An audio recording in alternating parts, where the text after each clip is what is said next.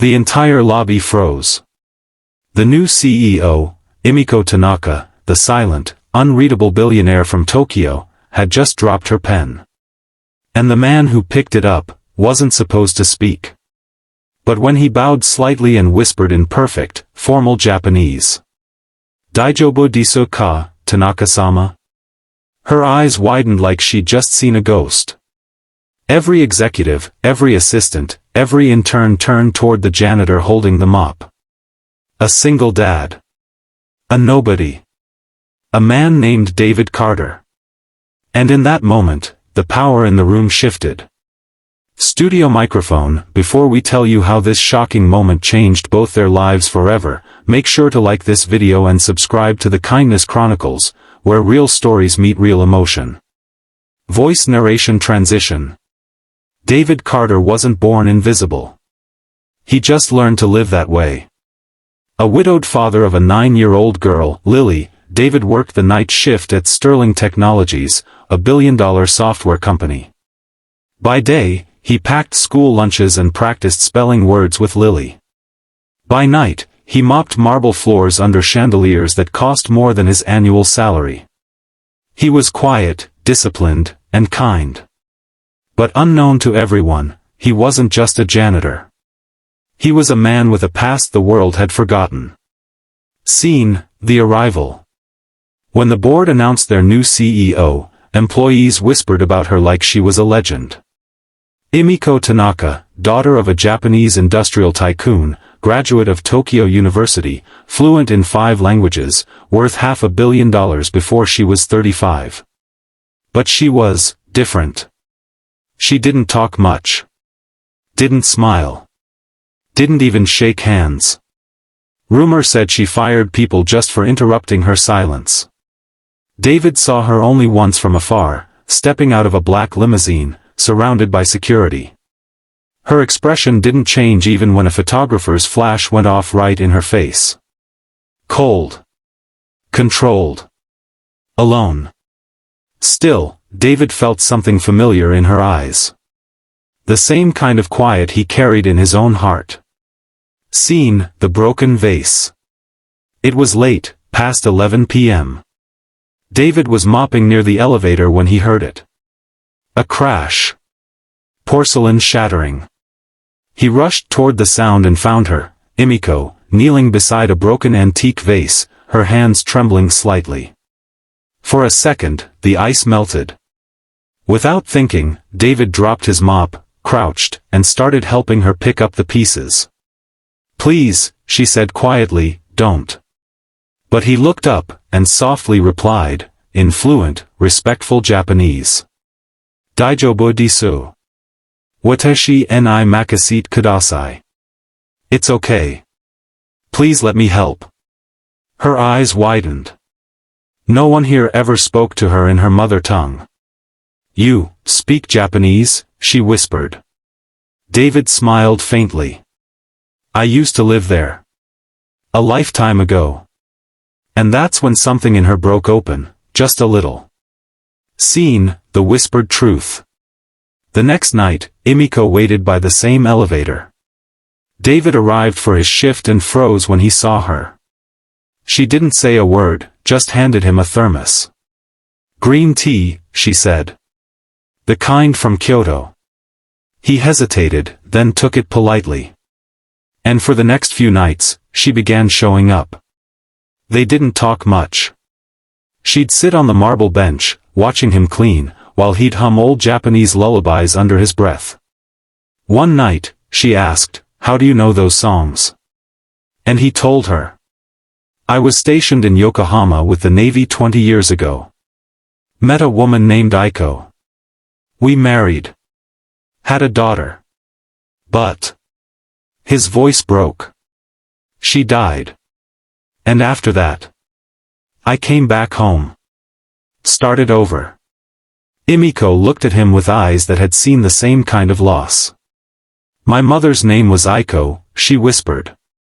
"She died when I was 9. The silence that followed wasn't empty, it was shared. 2 souls who had both lost home, and somehow found it again in the same quiet space. Chapter 2, the silent CEO speaks. Tone deepens, emotional and suspenseful. Scene, the secret meeting.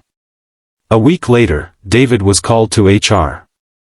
Carter, the director said, "The CEO wants to see you. Personally." He froze. Everyone stared as he walked through the glass hallway. Secretaries whispered. A janitor, summoned to the 50th floor. Unheard of. When he entered, Emiko was standing by the window, looking over the New York skyline. "Mr. Carter," she said softly, "I need your help." He blinked. "Help, ma'am?" She turned around. Her eyes, usually unreadable, were filled with fear. "My father's company in Japan merged with Sterling. But someone here is leaking our research to competitors. I can't trust anyone." David frowned. "Why me?" "Because you're the only one here who doesn't want anything from me." Scene, the betrayal. Together, they stayed after hours. David cleaned quietly while Emiko worked in silence. But one night, he noticed something strange, her assistant sneaking into her office and plugging in a flash drive. David waited until the man left, then found the drive hidden behind a cabinet. He brought it straight to her. She opened it, and gasped. The files contained years of confidential data. And the name of the person behind it all. Martin Hale, the very CFO who'd mocked David for being the help. Emiko stood frozen. Her empire was being destroyed from within. David simply said, "Let me handle this." Scene, the revelation. The next morning, the entire board gathered. Martin Hale smiled smugly as Emiko entered. But David followed behind her, still in his janitor uniform, holding a folder. "Who's this?" Martin scoffed. "Your cleaner?" Emiko didn't answer. David walked forward, placed the folder on the table, and looked straight at him. "Actually," he said calmly, "I used to be a systems engineer in Yokohama. Before my wife died." He clicked a button on the screen. The projector lit up. Emails. Transfers. Proof. Every head turned toward Martin. "You stole from this company," David said, voice steady. "And you almost got away with it." Martin's face went pale. Emiko stepped forward. "You're finished." Security walked him out. The board was silent. And then someone whispered. "Who is that janitor?" Scene, the aftermath. Weeks later, Sterling Technologies announced a massive turnaround. Emiko had saved the company, and quietly, she credited David in every meeting. But David didn't want fame. He only wanted to finish his shift and get home to Lily. Until one morning. He arrived to find a letter on his locker. Sealed in gold. Inside. "Mr. David Carter. You are hereby promoted to Head of Facilities and Cultural Relations. Salary, $85,000 per year. Please report directly to the CEO." At the bottom, a handwritten note. "You once helped me find my voice. Let me help you be heard, too. E.T." Scene, the full circle moment. A few days later, Emiko visited the janitor's closet. But it wasn't a closet anymore. It was an office, with Lily's drawings pinned to the wall and a small bonsai tree on the desk. Lily ran up, excited. "Ms. Emiko.